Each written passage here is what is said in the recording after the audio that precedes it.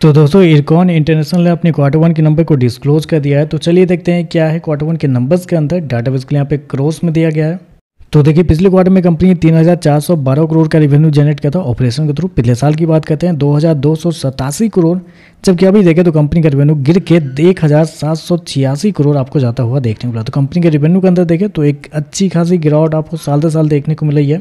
लगभग बोल सकते हैं आप 22% के आसपास की गिरावट है कंपनी के रेवेन्यू के अंदर साल दर साल। जबकि क्वार्टरली बेस पे जाते हैं तो क्वार्टरली बेस पे लगभग आधा होता हुआ देखने को मिला। तो कंपनी के रेवेन्यू देखें तो एक बुरी तरीके से आपको गिरते हुए देखने को मिला है।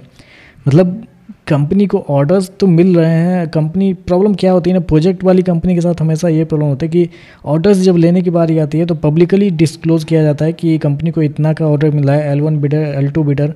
और जब कंपनी के जब रिवेन्यू आते हैं तो वहाँ पे आपको रिवेन्यू बढ़ता हुआ देखने को नहीं मिलता है। तो ये थोड़ा सा यहाँ पे गलत हो जाता है प्रोजेक्ट वाली कंपनियों के साथ। खर्चे की बात करते हैं, पिछले क्वार्टर में 3,245 करोड़ खर्च किए थे, पिछले साल 2,112 करोड़। अभी देखें तो कंपनी खर्चे लगभग 1,700 करोड़ के आसपास आपको जाता हुआ देखने को मिला। तो खर्चे भी देखें तो खर्चे ठीक है, नॉर्मली आपको देखने को मिला है, खर्चे में कोई दिक्कत नहीं है। रेवेन्यू के अंदर गिरावट मेरे हिसाब से बहुत बड़ी प्रॉब्लम यहाँ पे निकल के आ रही है, क्योंकि शेयर ऑलरेडी बहुत ज़्यादा पिटा हुआ है। ऐसे में कंपनी के रेवेन्यू कमजोर है तो और दिक्कत हो जाती है। प्रॉफिट की बात करते हैं, पिछले क्वार्टर में 211 करोड़ का प्रॉफिट था, पिछले साल 224 करोड़। अभी देखें तो गिर के 164 करोड़ आपको जाता हुआ देखने को मिल रहा है। तो साल दर साल जाते हैं तो साल दर साल कंपनी के प्रॉफिट के अंदर भी एक अच्छी खासी गिरावट आपको देखने को मिले। लगभग 27% के आसपास की गिरावट आपको देखने को मिले।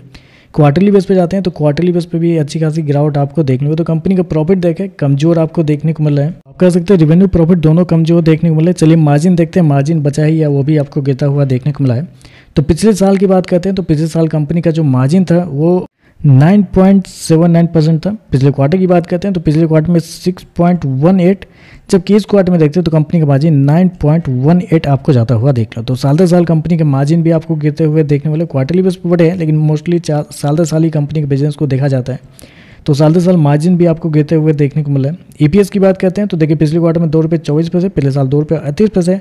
अभी देखें तो ₹1.75 आपको जाता हुआ देखने को। तो नंबर बेहद ही कमजोर आप कह सकते हैं, मतलब कमजोरी कही है, आप क्या कर सकते हैं। यहाँ पे रेवेन्यू प्रॉफिट सारा कुछ आपको गिरता हुआ देखने को, मार्जिन के अंदर भी गिरावट आपको देखने को मिली।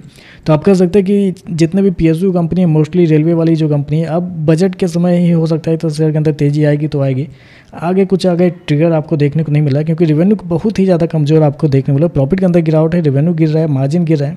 बाकी देखते हैं मार्केट इस पर कैसे रिएक्ट करता है। आज के लिए बस इतना है। वीडियो पसंद आए तो लाइक कीजिएगा, साथ में साथ चैनल को सब्सक्राइब जो कीजिएगा। धन्यवाद।